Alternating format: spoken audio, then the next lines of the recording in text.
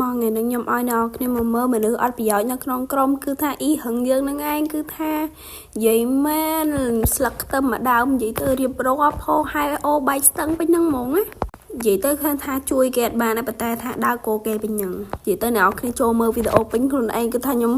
Oh my god ឡើងអស់ណាអ៊ីហឹងហ្មងដោយសារនិយាយទៅជួយគេអត់បានទេប៉ុន្តែដើរគោគេវិញហ្នឹងហ្មងហើយនិយាយទៅគឺថាស្លឹកខ្ទឹមមកទៅស្អីនឹងថារៀបរាប់អូបែកស្ទឹងវិញហ្នឹងហ្មងណានិយាយទៅគឺថាក្រុម TF Family បងមិនប្លែកមិនចម្លែកទេនិយាយមកអ្នកគ្នាមើលខ្លួនឯងគឺថាអូយលើចាប់ក្តាប់ដាក់ចង្អេរទៀតណាក្រុមនេះណានិយាយទៅអ្នកធ្វើមហូបផ្សេងចឹងទៅអ្នកគោចាំតកោចឹងទៅអូយដល់ខហើយគ្រាន់តែឃើញនឹងគឺថាវល់មុខជំនួសអ្នកធ្វើមហូបដែរគ្រាន់ថាអ្នកអត់ធ្វើមហូបនឹងគឺថាដើរញ៉ៃគេពេញហ្នឹងហ្មងនិ